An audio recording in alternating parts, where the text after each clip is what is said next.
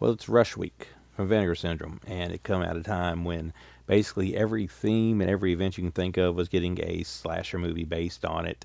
This one happens to take place in college on Rush Week, and there's like a year goes by and some women die during Rush Week. So a college like newspaper writer decides she wants to kind of infiltrate the sorority or whatever and kind of see what's going on. And that kind of gives you the premise of Rush Week, where you have a pretty cool little killer.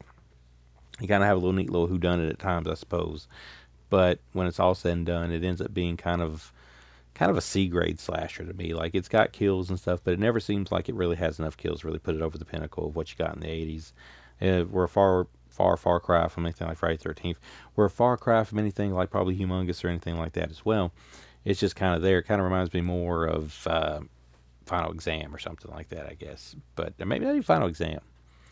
What was that one that Trauma released that ended up getting put out by Vinegar Syndrome? I can't think. Graduation Day. Seems more like maybe kind of like a graduation day. But nonetheless, it's not like it's not dull.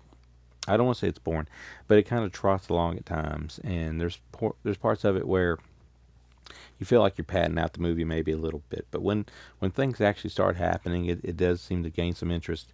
Like I said, the killer was cool with the big old double-sided axe and all that good stuff. But as far as slashers go, and slashers go in the 80s, this one's not one of the peak ones. I'm only giving it a 2 out of 5. Didn't really enjoy it that much, although I do appreciate a good slasher about as much as anybody. Like I said, this is from uh, Vinegar Syndrome. This is says 1989. It's widescreen. We've got newly scanned and restored 2K scan from its 35 millimeter INTERPOSITIVEs. Still Dean Hamilton, interview with actor Dean Hamilton. So 80s, interview with actress Courtney Gebhart. Commentary track with Hysteria Continues.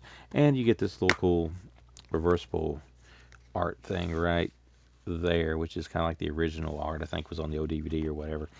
But if you want to collect slasher films, which I tend to do, it's a good one to have. And it looks good. I mean, Vinegar Syndrome always makes these things look good.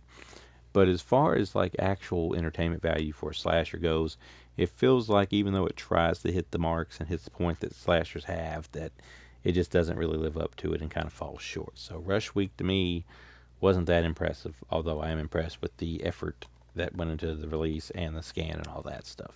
So, but it wasn't for me.